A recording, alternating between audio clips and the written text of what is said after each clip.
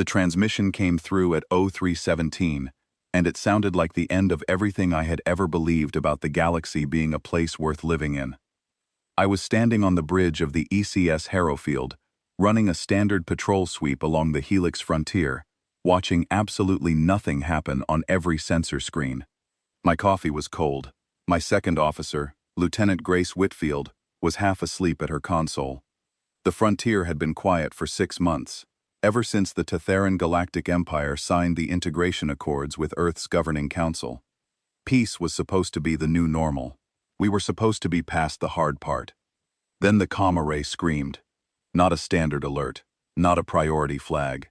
The entire communications board lit up in red, and a sound came pouring through the bridge speakers that dropped the temperature in my chest by 30 degrees. Children, screaming, hundreds of them, maybe thousands, their voices layered on top of each other in a wall of raw terror that made Grace snap upright in her chair and made my navigation officer, Danny Holt, drop his datapad on the deck. The signal lasted 11 seconds before it cut to static.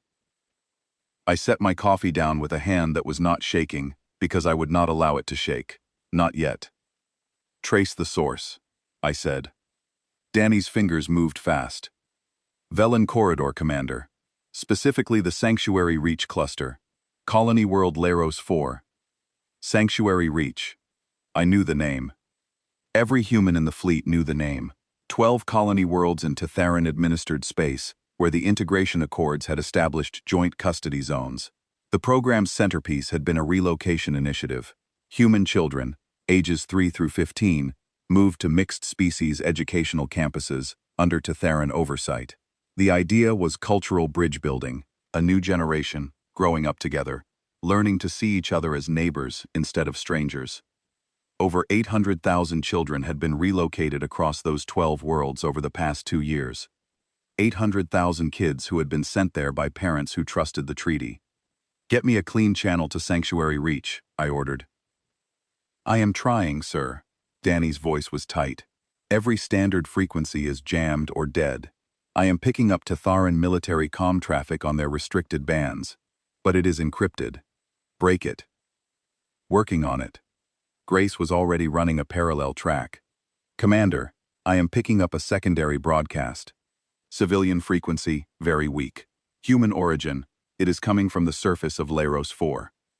Put it through.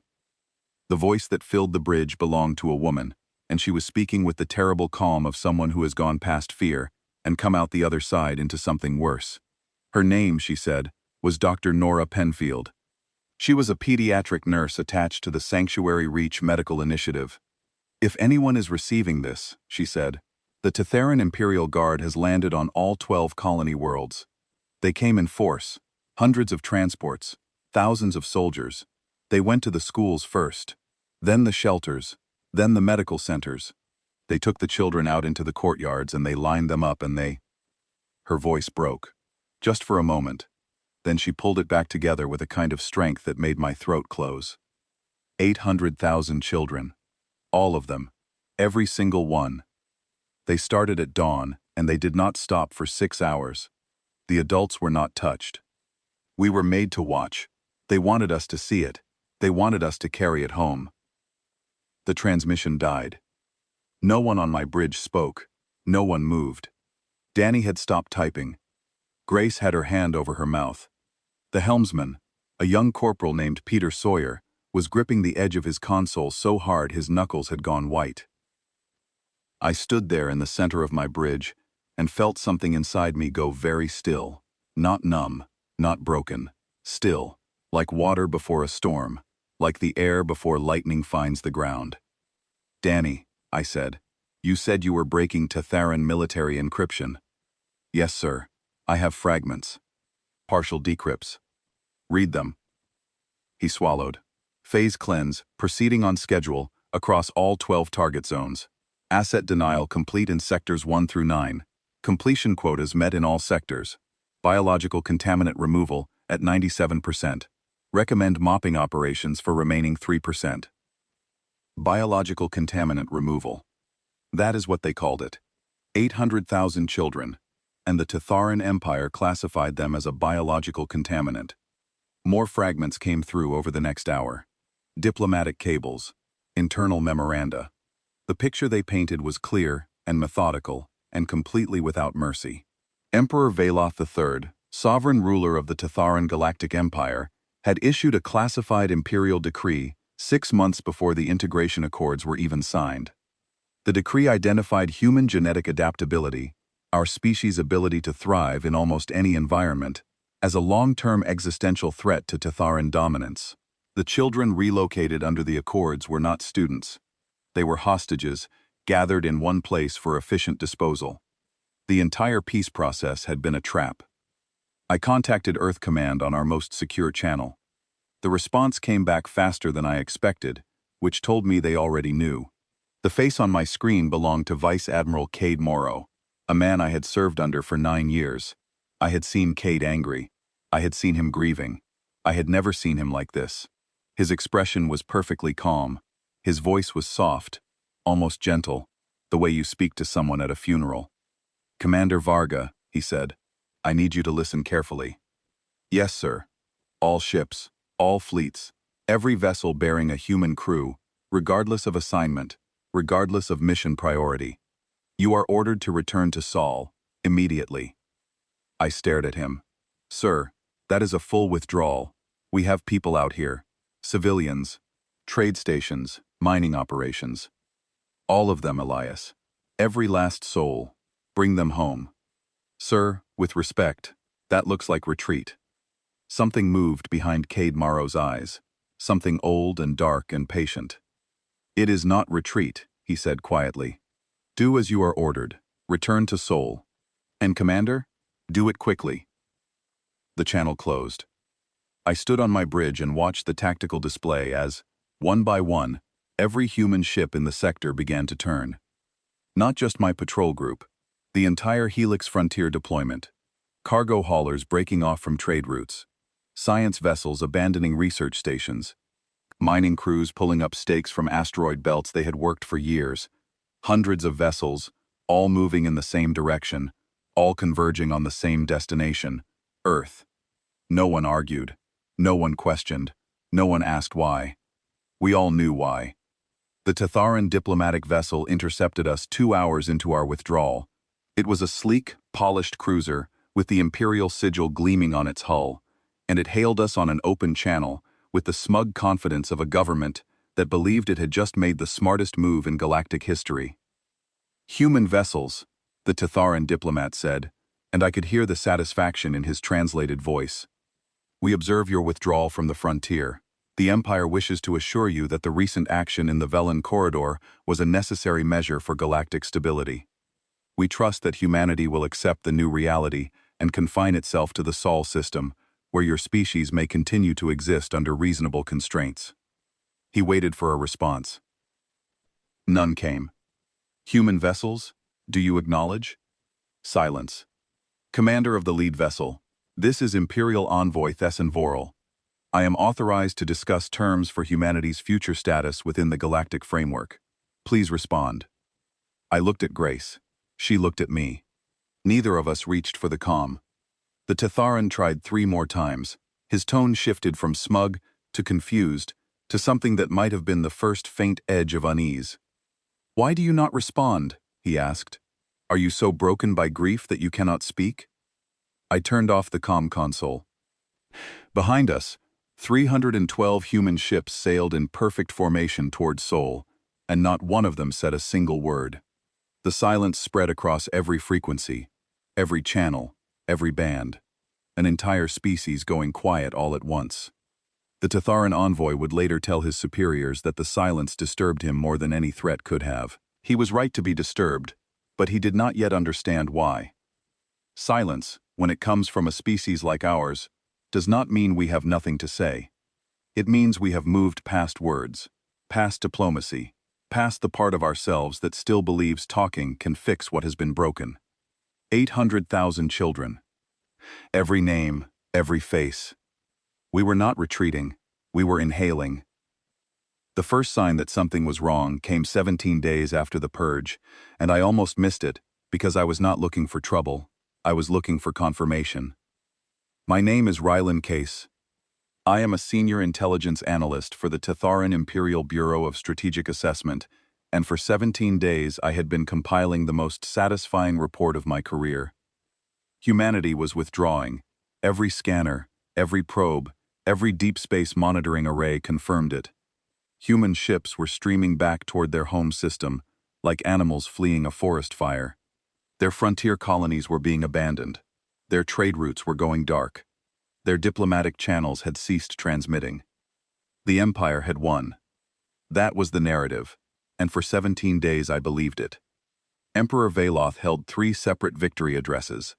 The Imperial Court hosted celebrations that lasted entire cycles.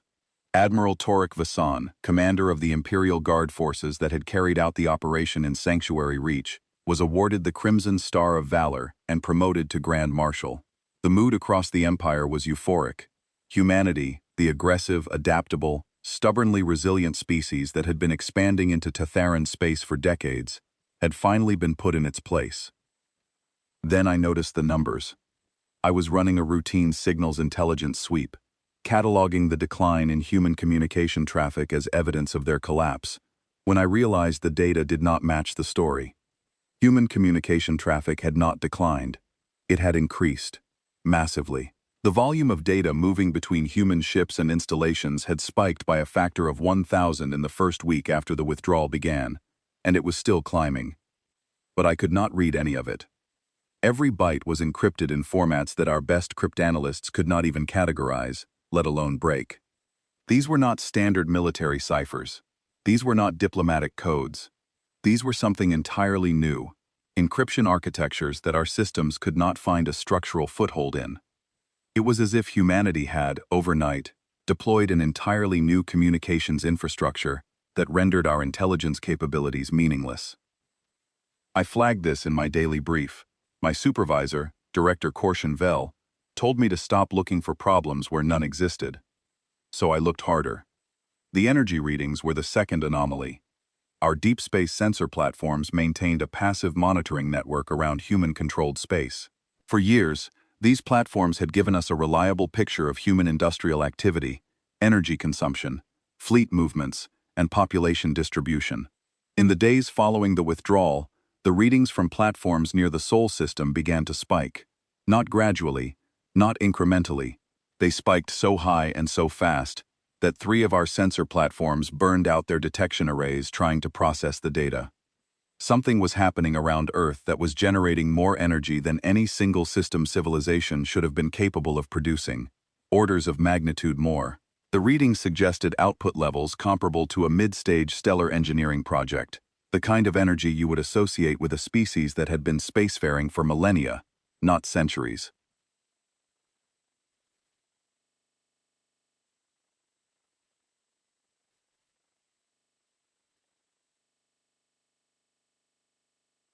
The third anomaly was the one that made the skin on the back of my neck go cold.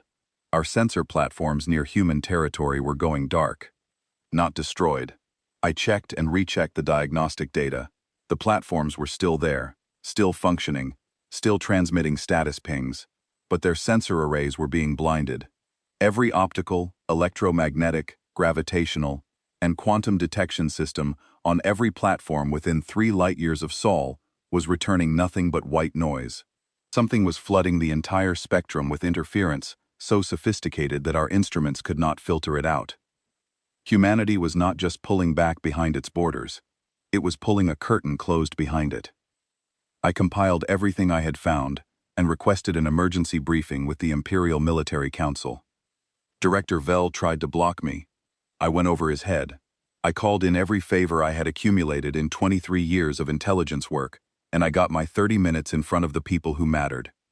I stood in the council chamber, surrounded by the most powerful military leaders in the Tatharan Empire, and I told them the truth. Humanity is not collapsing, I said. They are consolidating. Every ship, every resource, every industrial asset, every mind their species possesses, has been pulled back to a single point. Their communication volume is at unprecedented levels. Their energy output is beyond anything we have ever recorded from a single system civilization. And they are actively blinding our ability to observe what they are doing. I put my analysis on the display. Charts, graphs, signal intercepts, energy readings. The data was clear and unambiguous. This is not the behavior of a defeated species, I said. This is the behavior of a species that is preparing for something. Imagine a creature drawing in a single massive breath before it screams. That is what we are looking at. Grand Marshal Torek Vasan, the man who had personally overseen the operation in Sanctuary Reach, leaned back in his chair and looked at me the way you look at something on the bottom of your boot. Analyst Chaos, he said. You are describing a species of emotional primates who are huddled around their home star mourning their dead offspring. Their withdrawal confirms the success of the operation. They are afraid of us, as they should be. With respect, Grand Marshal, afraid species do not increase their communications by a factor of 1,000. Afraid species do not generate energy signatures that blind our sensors. They are panicking, consolidating out of fear. It is the expected response of a cornered animal. Cornered animals, Grand Marshal, are the most dangerous creatures in existence. He dismissed me with a wave of his hand. The council voted to accept my data as an anomaly, requiring continued monitoring, but no strategic response. I was told to update my report to reflect the official assessment. Humanity was in terminal decline and would accept permanent containment within a generation. I returned to my office and sat in the dark for a long time. 2 days later, the Emperor sent his final communication to Earth. It was a formal diplomatic message, transmitted on open channels for the entire galaxy to witness. In it, Emperor Veloth III outlined the justification for the Sanctuary Reach operation. He called it a necessary act of genetic hygiene, undertaken for the long-term stability of galactic civilization. He described human adaptability as a form of biological aggression that, if left unchecked, would eventually overwhelm and consume all other species. He concluded by informing humanity that it was hereby confined to the Sol system in perpetuity, and that any attempt to expand beyond its borders would be met with further corrective action. It was the most arrogant document I had ever read, and I had spent my career reading arrogant documents. Earth's response arrived 12 hours later. It was not a message. It was not a diplomatic note. It was not a threat, or a plea, or a declaration. It was a single data packet, small enough to fit in a personal communicator's memory. I was the first analyst to open it, and what I found inside made me forget how to breathe. It was a star chart, a complete, perfectly detailed, real-time star chart of the entire Tetheran Galactic Empire, every inhabited world. Every military installation, every fleet anchorage, every supply depot, every orbital station, every sensor platform, every communications relay, every classified research facility that the Imperial Bureau did not even acknowledge existed, all of it mapped with a precision that exceeded our own internal cartography. They knew where everything was. Every secret we had, every hidden asset, every back door and bolt hole, and emergency fallback position. Humanity had mapped us down to the individual deck plate, and they had done it so quietly that not one of our counterintelligence systems had detected a single probe. Attached to the star chart was a text file containing 3 words. Run, now, please. I stared at those 3 words for a very long time. My hands were shaking, and I did not try to stop them. The word that scared me was not run. Running implied danger, and danger was something the Empire understood. The word that scared me was not now. Urgency was a tactical concept we could process. The word that scared me was please. I had studied human communication patterns for over a decade. I knew their language. I knew their psychology. I knew the way they structured requests and demands and threats. And I knew, with a certainty that sat in my stomach like a cold stone, that humans did not say please to enemies they intended to fight. They said please to someone they felt sorry for. They said please to someone who did not understand how much danger they were in. They said please to someone they were trying to save. I took the data packet directly to the military council. They studied the star chart. They verified its accuracy. They confirmed that it contained classified information that should have been impossible for any external power to obtain. And then Grand Marshal Vasan said, "This is a bluff, an impressive one, but a bluff nonetheless. Humanity is trying to intimidate us into offering concessions. I wanted to scream. I wanted to grab him by the collar of his ceremonial uniform and shake him until his teeth rattled. Instead, I said, very quietly, Grand Marshal, a species that has the intelligence capability to produce this chart does not need to bluff. They are telling us what they are about to do. They are giving us a chance to get out of the way. And the fact that they are giving us that chance should terrify you more than anything else, because it means they still have enough mercy left to warn us. That mercy will not last. He looked at me with contempt. You are dismissed, Analyst Chaos. I walked out of that chamber knowing that I had just watched the Tatharan Empire choose its own destruction. And the worst part, the part that kept me awake in the dark hours that followed, was the word please, because it meant that somewhere on that distant blue world orbiting a yellow star, someone had looked at what they were building and what they were about to do, and they had felt sorry for us. That is not the behavior of a species preparing for war. That is the behavior of a species preparing for a funeral. 3 weeks after the withdrawal order, I stood on the observation deck of Orbital Platform 7 and watched humanity remake itself into something the galaxy had never seen before. My name is still Elias Varga. My rank is still Commander, though I suspect that rank will not matter much longer. Ranks belong to peacetime hierarchies, and what I was watching through that observation window was not peacetime. It was not wartime either. It was something else, something that did not have a name yet, because nothing like it had ever happened before. Every orbital shipyard around Earth was running. Not at capacity, beyond capacity. The word capacity implies a limit, and what I was seeing had abandoned the concept of limits entirely. The foundries worked in shifts that never ended, fed by a supply chain that stretched from the asteroid belt to the moons of Jupiter, and operated with an efficiency that should not have been possible. Raw materials went in at one end. Warships came out the other. Not one at a time, not in batches. In a continuous, unbroken stream, like rounds feeding from a magazine. But these were not normal warships. I had served in the Earth Coalition fleet for 14 years. I knew what our ships looked like. I knew their design philosophy, their aesthetic principles, the way our engineers balanced combat capability with the dozen other considerations that went into building a vessel intended to operate in a civilized galaxy. Crew comfort, diplomatic functionality, scientific instrumentation, rescue and humanitarian capacity. Our ships were tools of a species that expected to do many things, and fighting was only one of them. The ships coming off the production lines had abandoned all of that. They were stripped down to pure function, and their only function was destruction. No observation lounges, no diplomatic suites, no civilian quarters, no rescue bays. Every cubic meter of internal space was devoted to weapons systems, power generation, armor, and engines. They were not beautiful. They were not elegant. They looked like what they were, instruments of consequence, built by a species that had decided the time for elegance was over. I had been reassigned from the Harrow Field to one of these new vessels. Her name was the ECS Lament, and the first time I walked her corridors, I felt a chill that had nothing to do with the environmental systems. She was fast. She was powerful. She was built to hurt things and keep hurting them until there was nothing left to hurt. And her name was Lament. I checked the fleet registry and found that every new ship rolling off the lines carried a name like that. Grief, Requiem, Never Again, 800,000, Remember Leros, Reckoning, Last Mercy, The Unanswered. Each name was a wound and a promise simultaneously. The fleet was not being built for war.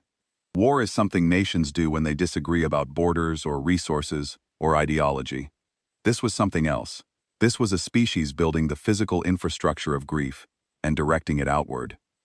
Admiral Morrow summoned all senior officers to a classified briefing aboard Orbital Platform 3. When I arrived, the amphitheater was packed. Captains, commanders, tactical officers, engineers, intelligence analysts. Every face wore the same expression, controlled calm over something vast and dark and patient.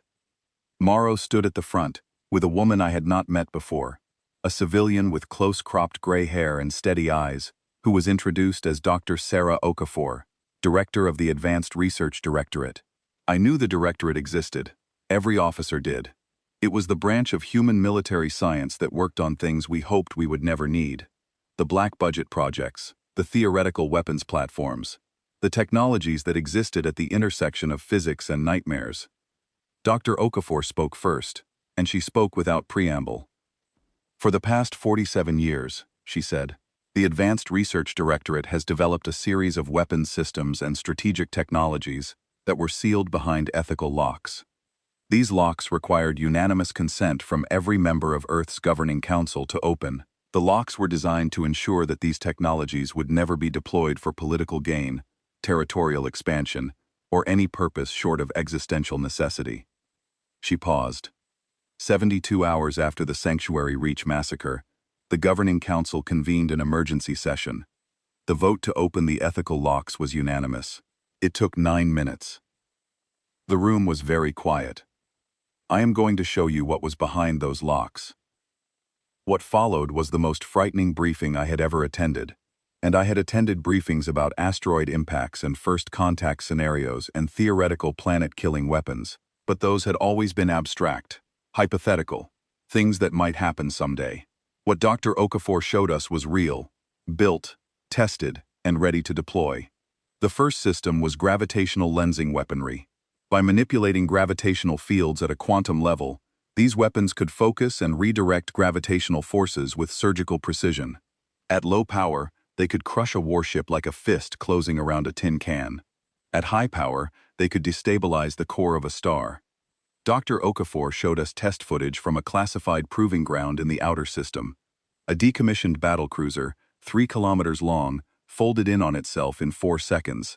There was no explosion, no debris field, just compression, as if the universe had decided that ship no longer deserved to occupy space. The second system was a self-replicating sensor network that had been deployed in secret over the past decade. Microscopic probes, each no larger than a grain of sand, scattered across Tatharan space by disguised civilian vessels during routine trade runs. The network had mapped the entire Tatharan Empire in real time. Every ship movement, every communication, every energy signature. The star chart that had been sent to the Emperor was not a product of espionage. It was a screenshot. The third system was an FTL denial field. By generating a specific pattern of gravitational interference, these devices could prevent any ship within their range from engaging faster-than-light travel. They could lock entire star systems in place, turning them into sealed rooms with no exits. The fourth system was something called the Requiem Protocol. Dr. Okafor described it as a final option deployment, and even at our clearance level, we were given only the broadest overview. What I understood was this: if activated, the Requiem Protocol would render the Tatharan Empire permanently incapable of projecting military force. Not for a year, not for a generation, permanently. The specifics were classified beyond anything I had ever encountered, but the implication was clear. This was not a weapon, it was an ending. Admiral Morrow spoke after Dr. Okafor finished. "I want to be clear about something," he said. "None of these systems were developed with the intention of ever using them. They were built as a deterrent, a last line of defense against a threat so severe that no conventional response would suffice. The people who designed them hoped they would rust. Dr. Okafor spent 40 years praying that her life's work would never leave the laboratory." He looked out at us, and his eyes were old. "The Tatharan Empire took that choice away from us. They took 800,000 children, and they murdered them to make a point about genetic purity. They did it systematically. They did it deliberately, and they did it to the youngest and most vulnerable members of our species." His voice did not rise. It did not need to. "We are going to respond. Not because we want to, not because it will bring those children back.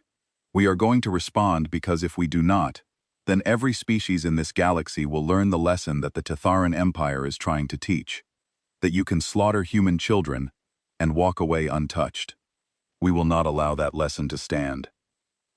I left the briefing and walked through the corridors of Orbital Platform 3, and everywhere I looked, I saw the same thing. Not rage, not chaos, not the frantic energy of a species driven to vengeance. Something quieter than that, something more frightening. Unity. The entire planet had shifted into a single gear, and it was turning with a precision that I had never witnessed in my lifetime. Civilian factories had been retooled for military production in days, not months. Engineers who had been designing consumer electronics were now building weapons components. Teachers and artists and shopkeepers were volunteering for 12-hour shifts in orbital foundries.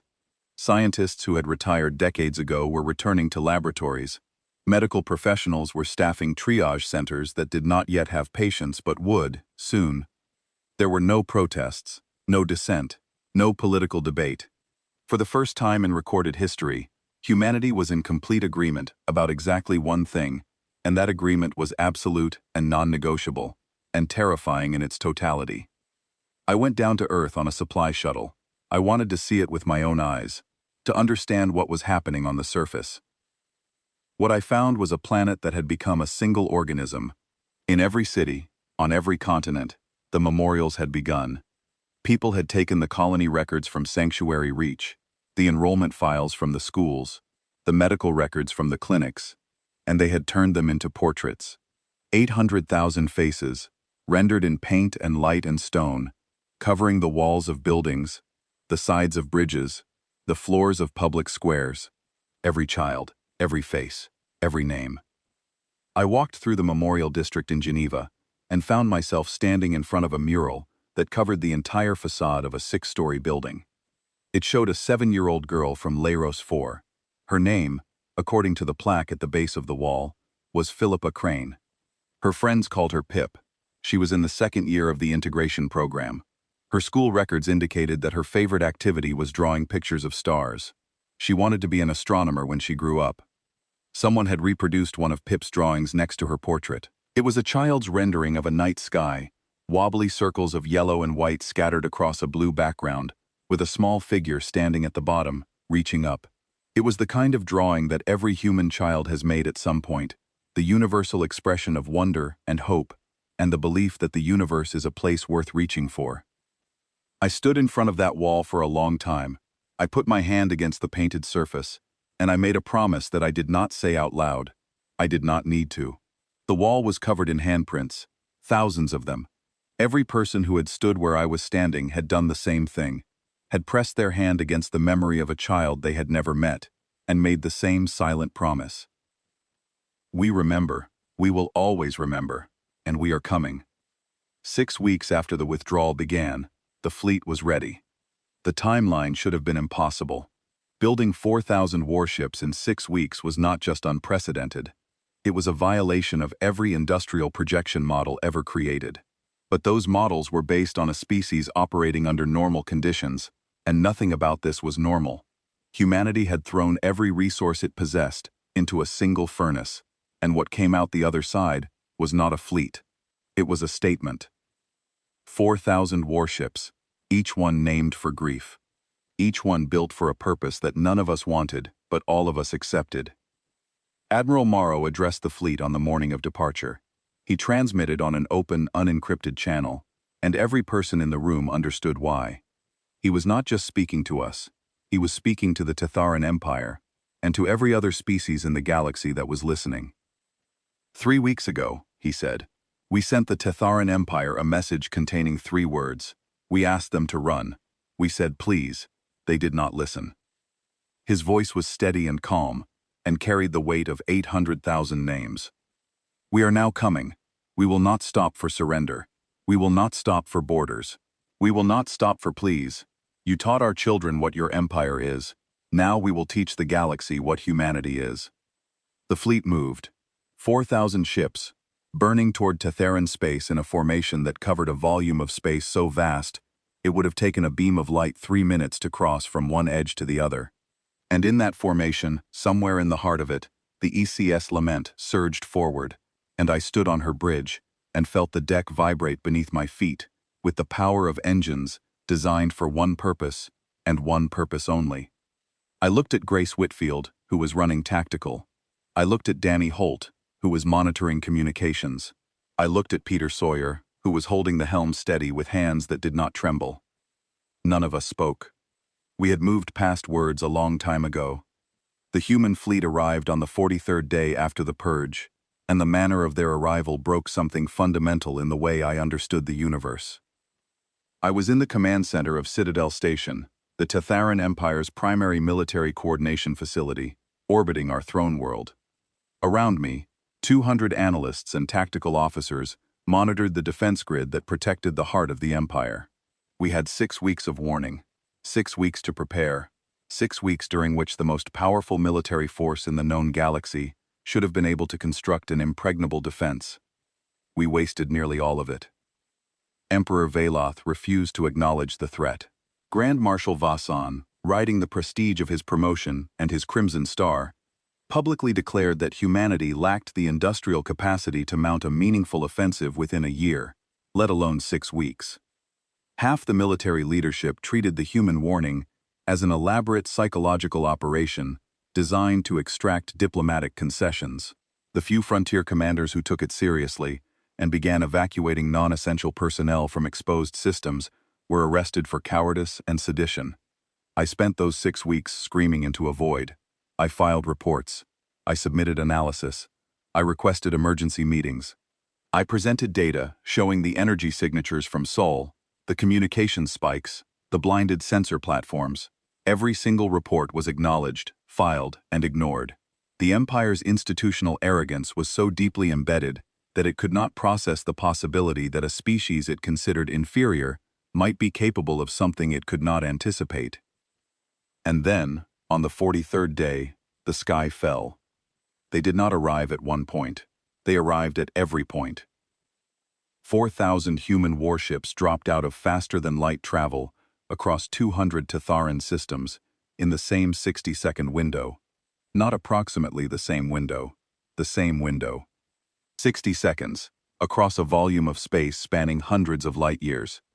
The coordination required to synchronize an emergence across that distance and that many vessels was so far beyond anything our strategists had modeled as possible that the tactical displays in the command center briefly crashed because the software could not process what it was showing us. I watched the displays reboot and populate with contact markers, and for a moment, I thought the system was malfunctioning because there were too many red dots. They were everywhere. Every major military installation, every fleet anchorage, every strategic choke point, every command and control node in the entire Empire, all of them suddenly had human warships sitting on top of them. They had used the star chart. Of course they had used the star chart. They had shown it to us, told us they had it, and we had called it a bluff.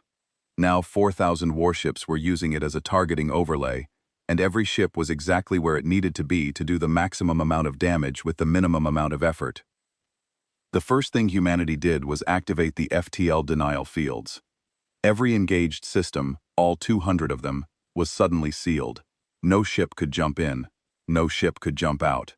The fields covered entire star systems, enclosing each one in a gravitational cage that made faster-than-light travel physically impossible within its boundaries. In one stroke, humanity had shattered the Empire's ability to reinforce, retreat, or coordinate. Every system was an island. Every fleet was on its own. The second thing they did was broadcast.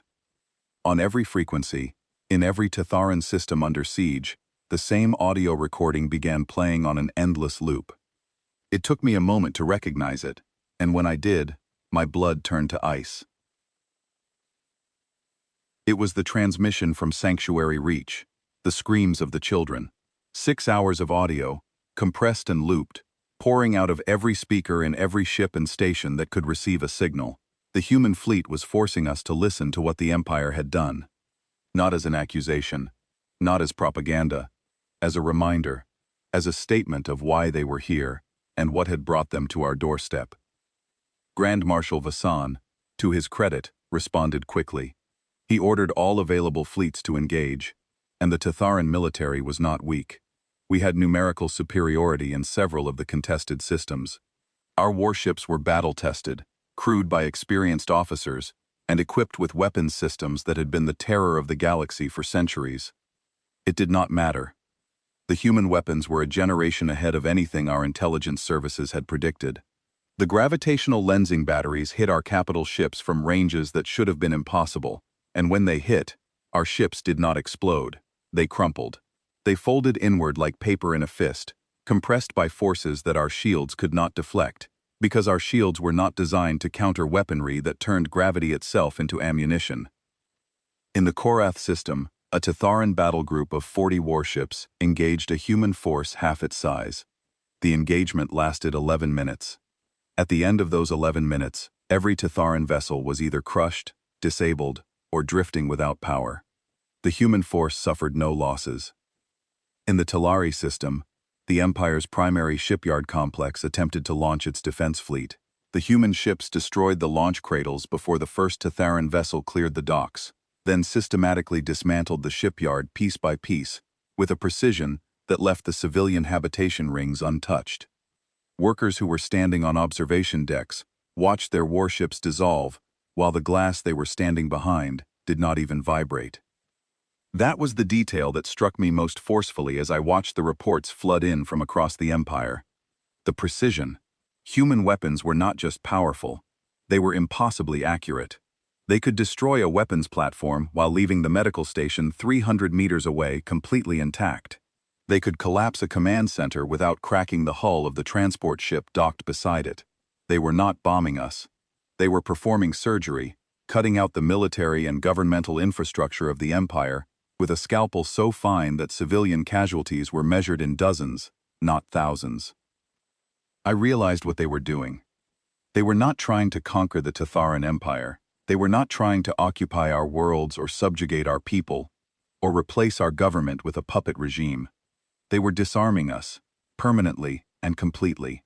They were stripping the Empire of every warship, every weapons platform, every military installation, every command structure, every piece of hardware that could ever be used to threaten anyone ever again.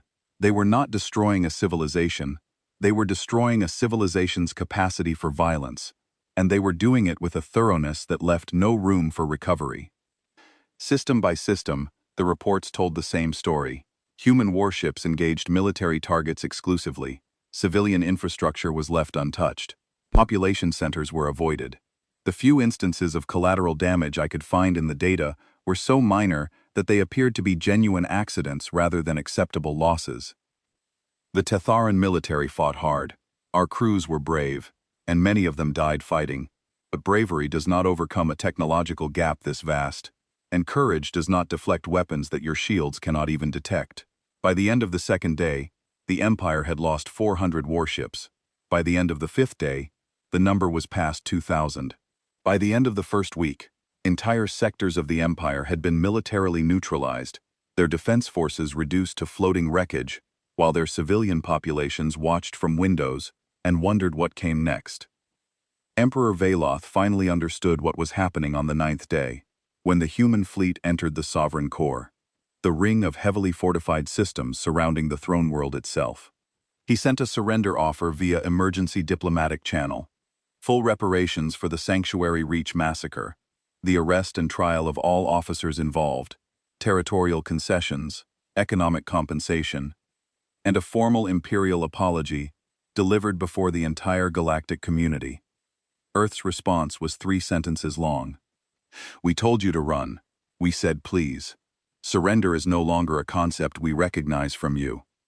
I read those words on my display screen and felt a despair so complete that it left no room for fear. There was nothing left to negotiate, nothing left to offer. The mercy that had been embedded in that single word, please, had expired, and what remained was a force that could not be bargained with, could not be deflected, and could not be stopped. On the 11th day, the human fleet cornered the Imperial Guard, Vasan's own forces, the very units that had carried out the massacre at Sanctuary Reach, in the Soval system. There was nowhere for them to run. The FTL denial field held them in place. The system's defensive installations had already been destroyed. I watched the engagement on the Citadel Station tactical display, and I will never forget what I saw. The human fleet did not destroy the Imperial Guard ships. They disabled them. Methodically, ship by ship, they knocked out engines first, then weapons, then shields, then communications. They stripped each vessel of every capability except life support and left them floating, alive and helpless, in the dark between planets. Then they boarded. Ship by ship, deck by deck, compartment by compartment, Human Marines moved through the disabled Imperial Guard vessels and took every single crew member alive. Not roughly, not violently. With the calm, professional efficiency of people who had been given very specific orders about how these particular prisoners were to be handled. They wanted them alive. I sat at my station and stared at the display showing the capture operations in progress, and a thought occurred to me that made my stomach turn. Humanity had not destroyed the Imperial Guard. They had not killed the crews in combat. They had gone to extraordinary effort and risk to capture them breathing and intact. Which meant they had something planned for them that was worse than death. And in that moment, I understood something about humanity that I had failed to grasp in 23 years of studying them. They were not a species that responded to atrocity with matching atrocity. They were not a species that answered cruelty with cruelty. They were something far more frightening than that. They were a species that remembered. The Tatharan Empire fell in 11 days. Not fell in the way empires normally fall, with slow decay and political fragmentation and generations of decline. Fell the way a house of cards falls when someone pulls the bottom card. All at once, in every direction, with a completeness that left nothing standing. When I say fell, I need to be precise. The worlds were still there. The people were still there. The cities, the farms, the schools, the hospitals, the markets, the homes. Every piece of civilian infrastructure that made up the daily life of 1 trillion Tatharan citizens remained exactly where it had been. What was gone was the machinery of empire. Every warship had been destroyed or captured. Every military installation had been neutralized. Every command center had been dismantled. Every weapons factory had been shut down. Every orbital defense platform had been reduced to scrap.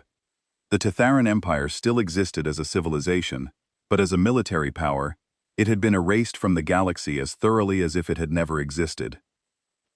I brought the ECS Lament into orbit around the Tatharan throne world on the 12th day, and the view from my bridge was surreal.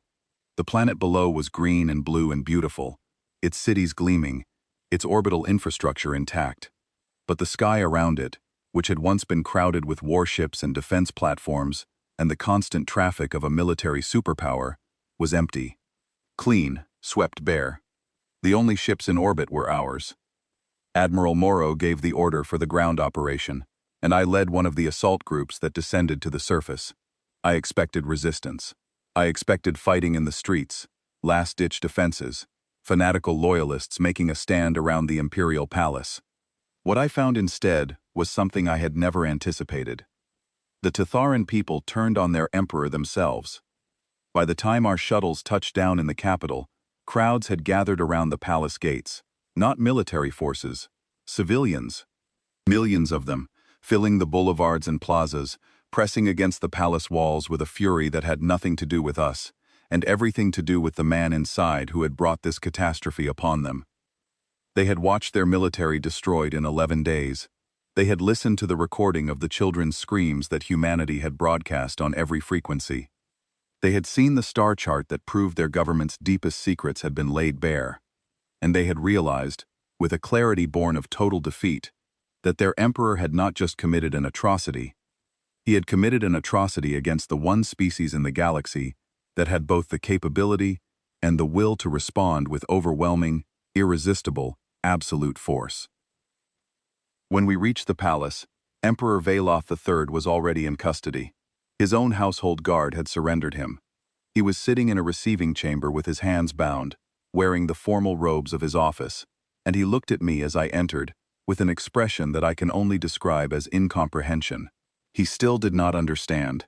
Even now, with his empire in ruins and his military in ashes, he did not understand what he had done, or why the universe had responded the way it had. He looked at me and said, in perfectly accented English, "You are making a mistake. History will show that we were right to act." I looked at him, and I felt something I had not expected to feel. Not anger, not satisfaction, not triumph. Exhaustion. The bone-deep weariness of a man who has done something terrible and necessary and knows he will carry it for the rest of his life. History, I said, will remember 800,000 names. It will not remember yours. Humanity convened a tribunal, not a human tribunal, That was the part that surprised me, and I think it surprised the galaxy. We did not appoint ourselves judge and jury. We invited every spacefaring species in the known galaxy to send representatives, and we asked them to sit in judgment alongside us. 47 species accepted.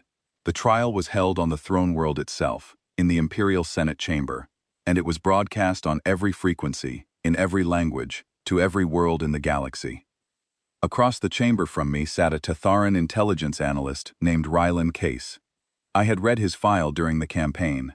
He was one of the few people in the Tatharan intelligence apparatus who had tried to warn his government about what was coming. He had submitted report after report, analysis after analysis, and had been dismissed and ignored every time. He was not a collaborator. He was not a traitor. He was an honest man who had served a dishonest empire and had tried to prevent its worst impulse from bearing fruit. He testified on the third day of the tribunal. He stood before the assembled representatives of 47 species and described, in methodical detail, the institutional culture that had made the Sanctuary Reach massacre possible. The arrogance, the contempt for other species, the deeply embedded belief that Tatharan civilization was the center of the galaxy and all other races existed at its sufferance. He described how Emperor Veloth's decree had passed through multiple levels of review, how dozens of senior officials had signed off on it, how the logistics of murdering 800,000 children had been planned and executed with the same bureaucratic efficiency as a supply chain reorganization. He did not try to minimize what had happened. He did not make excuses.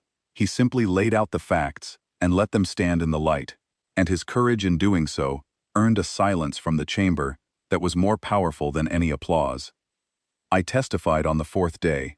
I described the patrol, the transmission, the 11 seconds of screaming that had changed everything. I described the withdrawal to Sol, the impossible construction effort, the fleet named for grief. I described Pip and her drawings of stars, and the handprints on the memorial wall. When I finished, I looked across the chamber and met Rylan Case's eyes. I do not know what he saw in mine. What I saw in his was a kind of resigned sorrow, the face of a man who had watched his own civilization commit an unforgivable act and was now watching the consequences unfold with the helpless clarity of someone who had known all along how it would end. The evidence phase lasted 12 days. Testimony from survivors, intercepted communications, operational orders, logistical plans, colony records, and the profiles. 800,000 individual profiles. Every child who had been killed at Sanctuary Reach, displayed one by one on the chamber's central screen. Name, age, homeworld, photograph, a brief note from their school records or medical files or letters from home. Philippa Crane, age 7.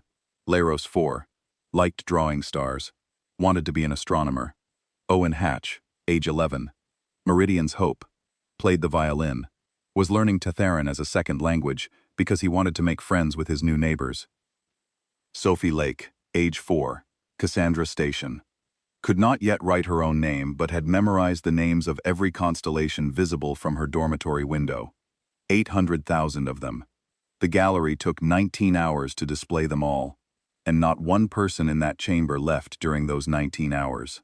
The representatives of 47 species sat and watched every single face, and the silence in that room was the loudest thing I have ever heard. The verdict was unanimous, not just among the human representatives, among all of them. Every species, every delegation, guilty on all counts. The Emperor, the 4,200 officers and soldiers who had directly participated in the massacre, the senior officials who had authorized it, all of them guilty by the unanimous judgment of the civilized galaxy. Then came the sentence. And this was the part that I think will be remembered longest. The Tatharan public expected executions. The galactic community expected imprisonment. What humanity announced was neither. The guilty would spend the remainder of their natural lives on the 12 colony worlds of Sanctuary Reach. They would live in the same shelters where the children had slept. They would maintain the memorial sites that humanity was constructing on every world. They would tend the gardens planted over the graves. They would clean the memorial stones. And every morning, from dawn until the last name was spoken, they would stand before the memorial walls and read aloud the name, age, and homeworld of every child who had been killed. Every name, every day, for the rest of their lives. No execution, no prison cell, no possibility of forgetting, just remembrance, enforced and permanent, until the last of them drew their final breath. The chamber was silent for a long time after that. I think every species present understood what humanity had done. We had not chosen the cruelest punishment. We had not chosen the most painful. We had chosen the one that would last the longest and cut the deepest. Because it was not really punishment at all. It was obligation. It was the forced acknowledgement of what had been lost, repeated daily, inescapably, until it became the only truth the guilty would ever know. Admiral Morrow delivered humanity's final statement to the assembled galaxy on the last day of the tribunal. He stood at the podium, and he looked out at the representatives of 47 species, and he spoke without notes. 6 weeks ago, he said, we sent a message to the Tetharan Empire. It contained 3 words. Run. Now. Please. We meant every one of them. We were begging, because we knew what we would have to become if they did not listen. We knew what we would have to build, and what we would have to do, and what it would cost us.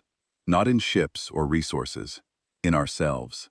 In the part of us that would rather build telescopes than warships, that would rather explore than conquer, that would rather reach out a hand than close a fist. He paused. Now you have seen it. What we become when someone takes our children, what we are capable of when the last line is crossed. We take no pride in it. We take no pleasure.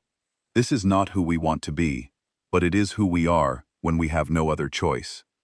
His voice did not waver. It did not need to. So hear this. Every species in this galaxy, every empire, every council, every power that commands a fleet, or holds a world, or makes decisions about the lives of others. Humanity's children are not negotiable. They are not leverage. They are not pawns. They are not a demonstration opportunity. Not now. Not ever. There is no cost we will not pay, no distance we will not cross, no force we will not build and bring to bear. If you harm our children, we will come for you, we will find you, and we will not stop. He let that settle. We would rather be your friends. We would rather be your partners, and your neighbors, and your fellow travelers, in a galaxy vast enough for all of us. We would rather build bridges than warships. But if you force us to choose between peace and our children, then understand this. We will choose our children every single time, and what follows will make these 11 days look like a gentle warning. He stepped back from the podium. The chamber did not applaud. No one cheered. No one spoke. The representatives of 47 species sat in silence, and I watched their faces as the weight of what they had just witnessed settled over them like gravity. They had seen a species pull itself back to its homeworld, build a fleet in 6 weeks, dismantle the largest military power in the galaxy in 11 days without killing a single civilian, and then convene a fair trial with representatives from every corner of the galaxy rather than simply taking vengeance in the dark. They were not afraid of humanity's strength, though they should have been. They were afraid of humanity's restraint, because restraint implies choice, and choice implies that the next time, we might choose differently. The silence spread through the chamber and out across the galaxy, carried by the open broadcast to every world and every species that was listening. It was the same silence that had answered the Tetharan envoy when he had mocked our retreating fleet 6 weeks earlier. And now, finally, every being in the galaxy understood what that silence meant. It was not the silence of grief. It was not the silence of defeat. It was the silence of a species that has looked into the worst of itself and found something there that even it is afraid of, something vast and patient and utterly without limit, held in check by nothing more than choice. And choice, as the galaxy now understood, can be revoked. I returned to Earth 3 weeks after the tribunal. The fleet dispersed. The warships named for grief were mothballed, placed in orbital storage around Jupiter, their weapons powered down, their corridors dark and empty. I hoped they would rust. I hoped we would never need them again. But I knew, and every human who walked past the memorial walls knew, that they were there, waiting, ready. I went back to Geneva, to the memorial district, to the wall where Pip's face was painted 6 stories high. Her drawing of stars was still there. The handprints were still there, thousands of them, layered over each other in a testament to something that could not be expressed in words. Someone had added something new at the base of the wall, a small plaque, placed there by a person whose name I never learned. It bore a simple inscription: "For Pip. For all 800,000. We remembered. We will always remember." I stood in front of that wall as the sun went down over Geneva, and the city lights came on, one by one, and I thought about what we had done, and what it had cost, and whether the galaxy would ever look at us the same way again. I thought about the ships named Lament and Grief and Never Again, floating in the dark above Jupiter. I thought about the guilty, beginning their first morning on Laros 4, standing before the memorial wall, reading names aloud to an audience of ghosts. I thought about Rylan Case, the analyst who had tried to prevent all of this and failed, and I wondered if he was sleeping tonight, or if he was lying awake in the dark, the way I would be lying awake for many nights to come.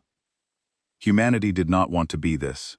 We built ships called Lament, because that is what this was. Not victory, not justice, not even revenge. A lament, a funeral that the galaxy was forced to attend, a lesson written in grief and delivered with a precision that left no room for misunderstanding. I put my hand on the wall one last time, over the handprints of 10,000 strangers who had stood where I was standing, and felt what I was feeling, and I whispered the only words that mattered. We remembered Pip, all 800,000, every single name, every single face. The stars came out above Geneva, the same stars that a 7-year-old girl had drawn with wobbly circles of yellow and white.